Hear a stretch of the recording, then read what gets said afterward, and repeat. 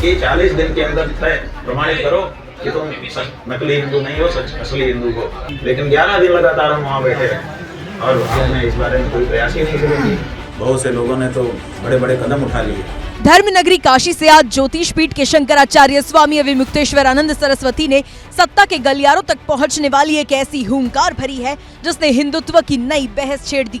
माघ मेले से शुरू हुआ विवाद अब संगम के स्नान से आगे बढ़कर असली और नकली हिंदू की जंग में तब्दील हो चुका है।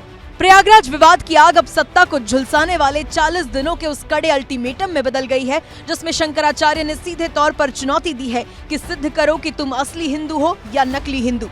शुक्रवार को मीडिया से रूबरू होते हुए शंकराचार्य ने 2 टुक शब्दों में कह दिया कि अब करोड़ों हिंदुओं के साथ हो रहे छल को बर्दाश्त नहीं किया जाएगा। उन्होंने चेतावनी भरे लहजे में उन चेहरों को बेनकाब करने का ऐलान कर दिया जो भगवा ओढ़कर राजनीति तो कर रहे हैं लेकिन सनातनियों पर डंडे बरसाने से भी गुरेज नहीं करते।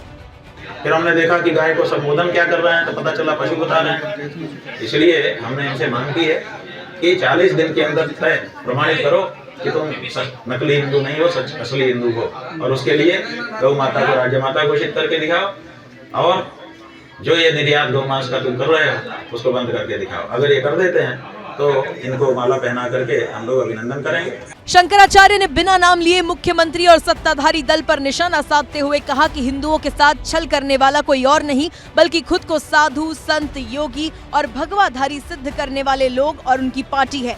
उन्होंने 2 टुक कहा कि जो लोग हिंदू होने का दावा करते हैं वो ही सनातनियों पर डंडे बरसा रहे हैं। स्वामी अविमुक्तेश्वरानंद के मुताबिक अब इस छल को और बर्दाश्त नहीं किया जाएगा।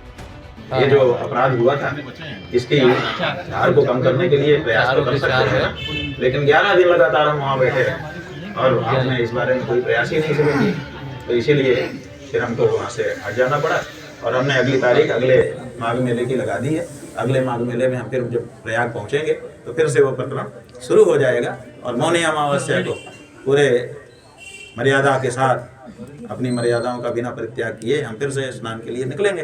प्रयागराज छोड़ने के बाद लखनऊ के बड़े अधिकारियों के संपर्क में होने की खबरों पर शंकराचार्य ने चौंकाने वाला खुलासा किया। उन्होंने दावा किया कि अधिकारी उन्हें माघी पूर्णिमा पर स्नान करने के लिए मनाने आए थे और उन्हें फूलों की वर्षा व शंकराचार्यों के लिए स्पेशल SOP जैसे लालच दिए जा रहे थे। शंकराचार्य ने कहा कि हमें लोभ देकर खरीदने की कोशिश की गई लेकिन हमने उसे ठुकरा दिया। बात यह है कि खुलकर के जो लोग आए, कम नहीं आए, बहुत से लोग आए। बहुत से लोगों ने तो बड़े बड़े कदम उठा लिए, तो इसलिए खुल करके कोई नहीं आया ऐसी बात नहीं है। लोग देशव्यापी विश्वव्यापी निंदा हुई, विदेशों तक से लोगों ने उपवास रखे। बहुत सारे लोगों ने हमको बताया है कि जब तक आप स्नान नहीं करेंगे हम भी संगम स्नान छोड़ रहे हैं। यहाँ तक कि कल्पवासियों ने संगम स्नान छोड़ दिया, गंगा स्नान छोड़ दिया कि जब तक अब महाराज नहीं नहाए। तो व्यापक प्रतिक्रिया हुई है, लेकिन इसमें हम लोग कुछ कर नहीं सकते थे क्योंकि ताकत उनके पास थी भौतिक। तो इसलिए हम लोगों ने आध्यात्मिक ताकत से सारे प्रकरण को सह लिया, बैठे रहे, क्या कर सकते। उन्होंने स्पष्ट किया कि जब तक उन मासूम बटुकों पर लाठी चलाने के लिए प्रशासन सार्वजनिक रूप से माफी नहीं मांगता तब तक कोई समझौता नहीं होगा। शंकराचार्य के इस अल्टीमेटम पर आपकी क्या राय है, ये हमें जरूर बताएं।